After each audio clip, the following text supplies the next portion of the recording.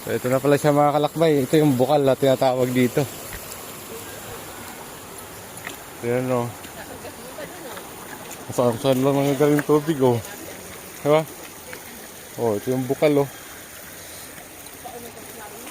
So may paalala dyan. Paalala, wag maligo. Ano, hindi malamig? No, hindi. Ito, pwede daw inumin to eh. Diba? Sabi na, pwede daw mainom to eh. Ito, ano yan, dyan talaga nanggagaling yung tubig mga kalakbay. Tapos, ginawa na lang to ng mga tubo para ito, supply ito sa mga kabahayan. Pababa. Ito, pwede na to inumin. Susubukan natin kung anong lasa. Patay dito. Tapos iinumin natin. Parang ano, alkaline. Masarap.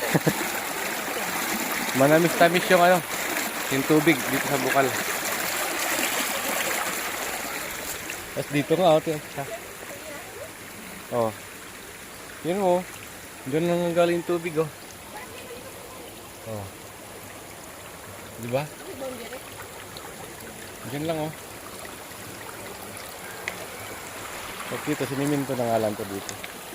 So, ito yung pinanggalingan. Ayan. Tapos, tinan naman yung view. Oh.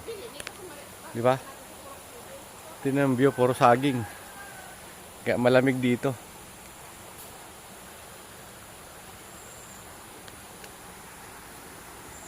Oh.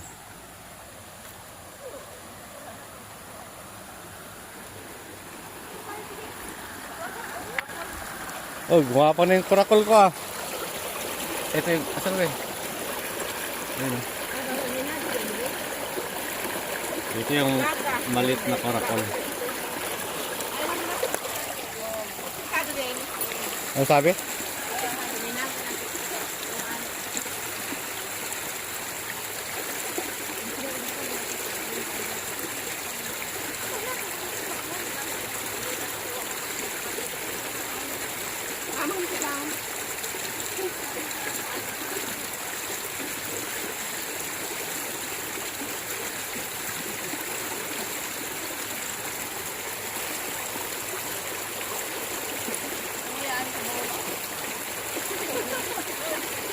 Oh,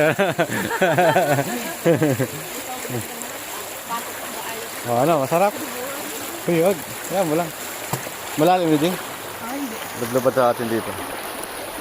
Hey. Bugnaw.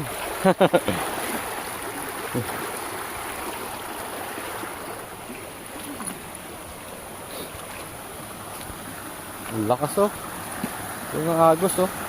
Nagaroon siya kabilis. No? Ito yung tubo mga kalakbay. Pagdating sa kabahayan. Ito yung nagsusupply doon.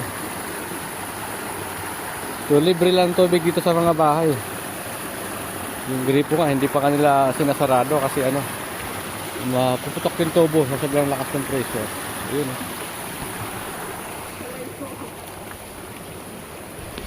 So, ganoon dito sa probinsya mga kalakbay. Tingnan natin dito sa bandang unahan. Ito, masarap sa tinola. Tingnan natin dito. Kung anong meron. Ayun oh. Ginawa na ng maliit na tulay oh. Oh. Parang mini falls na siya. Oh. Di ba? Sulit yung adventure na lakad namin dito. Oh.